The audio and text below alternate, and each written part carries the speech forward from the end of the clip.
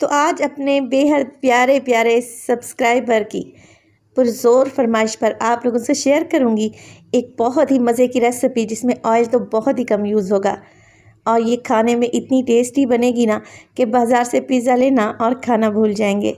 बिस्मिल्लाहिर्रहमानिर्रहीम। अस्सलाम वालेकुम। खुश रहें, आबाद रहें, जहाँ भी रहें हैप्पी रहें और हेल्दी रहें। तो मैं हूँ फ़ाइज़ा और वेलकम करती हूँ आपको चटपटे पकवान में। आज जी बनाएंगे होममेड पिज़्ज़ा पाई, बाज़ार से 100 गुना बेहतर। इतनी सॉफ्ट सी ये डो बनेगी कि आपके मुंह में घुलती जाएगी। तो रेसिपी को एंड तक देखें। रेसिपी अच्छी लगे तो लाइक कर दें, चटपटे पकवान को सब्सक्राइब भी कर लें। तो चलें जी जल्दी से रेसिपी स्टार्ट कर लेते हैं। मज़ेदार सी पिज़्ज़ा पाई बनाने के लिए सबसे पहले तो पिज़्ज़ा डो बनाएंगे, क्योंकि इसको राइस होने में टाइम लगता है। 1.5 कप मैदा ले लें, छान लें और एक बोल में शामिल कर दें। 1/2 टेबल स्पून नमक, 2 टेबल स्पून इसमें शामिल करेंगे कुकिंग ऑयल के और इसमें डालेंगे 1/4 टीस्पून नमक। इसके अलावा मैं डालूँगी इसको मज़ीद क्रीमी करने के लिए मिल्क पाउडर तकरीबन 1.5 टेबल स्पून। नीडो या नेस्ले बुनियाद कोई भी ले लें, बस एवरीडे नहीं डालना। डो को फुलाने के लिए मैं इस्तेमाल करूंगी यहाँ पर इंस्टेंट ईस्ट का। हर जगह से मिल जाती है और बहुत ही आसानी से मिल जाती है। 1/2 टेबल स्पून डालेंगे और पहले हाथों की मदद से अच्छे तरीके से मिक्सिंग कर लें। तो तब हम इसे गूंदेंगे नीम गर्म पानी से। थोड़ा थोड़ा करके पानी शामिल करें और आपने एक नॉर्मल सी डो गूंद लेनी है, जैसे नॉर्मल रोटी चपाती के लिए हम डेली गूंदते हैं। आटा इकट्ठा हो जाए तो इसे काउंटर पर ले आएँ और इसमें डालें 1 टीस्पून ऑयल और फिर देखें आप लोगों ने इस तरीके से इसे खींच कर अच्छे से मुलायम कर लेना है। बहुत सारे कमेंट आते हैं कि पिज़्ज़ा की डो फूलती नहीं है, तो उसकी वजह यही है कि आप लोग इसे अच्छे तरीके से नहीं गूंदते। हथेली की मदद से प्रेस करें और इस तरीके से डो को नीट कर लें यहाँ तक कि ये चिपकना बंद हो जाए। ये देखें कितनी अच्छी सी डो गूंद चुकी है, एकदम सॉफ्ट और मुलायम सी। इस पर लगाएंगे हल्का सा ऑयल और इसे कवर लगा कर रख देंगे। तकरीबन 1 से 1.5 घंटे में ये अच्छे तरीके से फूल जाएगी, क्योंकि वेदर अभी अच्छा खासा गर्म है। स्टफिंग बनाने के लिए मैं लूँगी 2 से 3 टेबल स्पून कुकिंग ऑयल एक कढ़ाई में और डालेंगे 1/2 टेबल स्पून अदरक और लहसुन का पेस्ट। तो अदरक लहसुन के पेस्ट को मिक्स करें और अब इसमें शामिल करेंगे चिकन, जो कि मेरे पास है 1 पाव के करीब। बोनलेस इस्तेमाल कर रही हूँ और मैंने इसे लंबे लंबे से स्ट्रिप्स में काट लिया है। तो जो भी कटिंग आप करेंगे सब्जियों की या चिकन की, इस रेसिपी में आपने उसकी शेप को एक जैसा ही रखना है। तो चिकन को मैंने लंबे स्ट्रिप्स में काट लिया है। अब मैं इसकी भुनाई करूँगी इतनी कि इसका पिंक कलर वाइट हो जाए। जैसे ही 3 से 4 मिनट के बाद चिकन अच्छे से भुन जाए, आप इसमें डालें नमक 1/4 टीस्पून।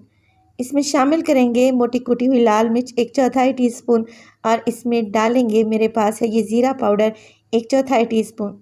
काली मिर्च का पाउडर भी 1/4 टीस्पून ही डलेगा।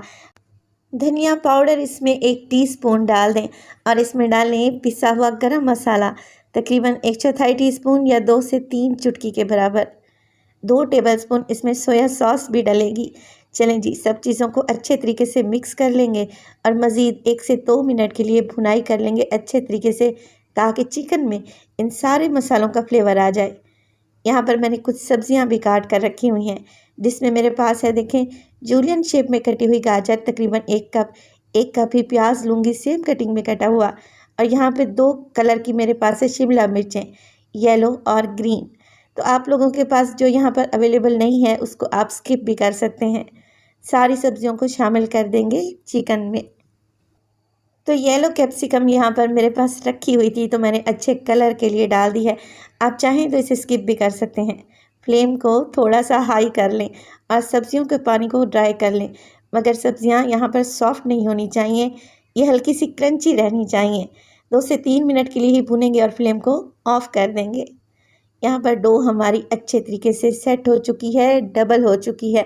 आप देखें कितने अच्छे तरीके से फूल चुकी है। इसकी वजह यही है कि मैंने इसे बहुत अच्छे तरीके से नीट किया था। तो अब इसकी सारी हवा को बाहर निकालेंगे। आप देखेंगे डो कितनी जालीदार बनी है, ये एक परफेक्ट डो की निशानी है। एक दफ़ा दोबारा से गूंदें और पेड़े को लेके आएँ काउंटर पर और इसको 4 हिस्सों में डिवाइड कर दें। तो यहाँ पर हमारी मज़ेदार सी चिकन चीज़ पाई 4 बनेगी इंशाल्लाह ताला। 1.5 कप मैदे में पेड़े बना लें और एक साइड पे रखते जाएं। रेसिपी आप लोगों को ज़रा सी भी अच्छी लगे, आप सब लोगों से गुजारिश है रेसिपी को लाइक कर दें और चटपटे पकवान को सब्सक्राइब भी कर लें। आप सब लोगों का बेहद शुक्रिया।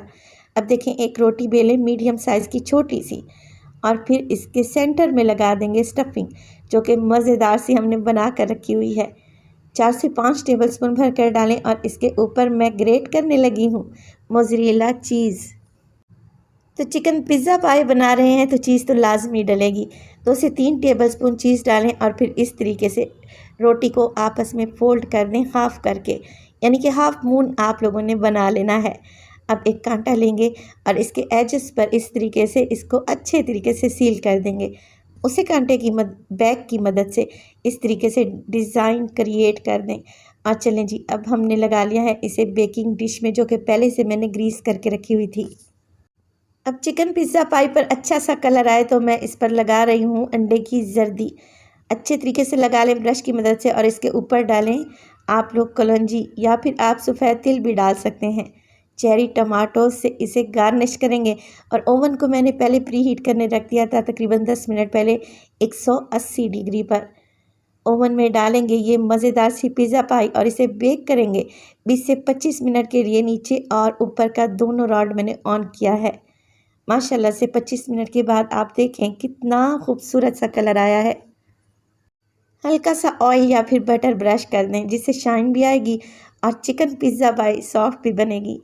माशाल्लाह से देखिए कितनी ज़बरदस्त सी पाई हमारी तैयार हुई है। मैं आपको तोड़ कर दिखाती हूँ ये कितनी क्रीमी और चीज़ी है। तो माशाल्लाह से आ रहा है ना आपके मुंह में पानी। रेसिपी को घर में ज़रूर ट्राई कीजिएगा। आप लोगों को अच्छी लगे तो लाइक कर दें, चटपटे पकवान को सब्सक्राइब कर लें और अपने फैमिली और फ्रेंड्स में भी शेयर किया करें। अपना बहुत सारा ख्याल रखिएगा। फ़ाइज़ा को भी अपनी दुआओं में याद रखिएगा। मुझे दीजिए इजाज़त। टिल देन, अल्लाह निगहबान।